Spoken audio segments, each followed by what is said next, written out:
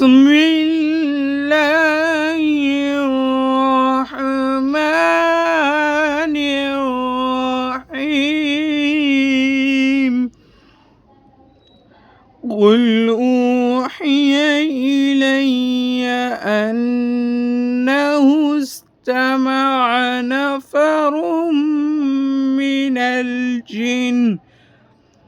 من الجن فقالوا إنا سمعنا قرآنا عجبا يهدي إلى الرشد فآمنا به ولن نشرك بربنا أحدا صدق الله العظيم.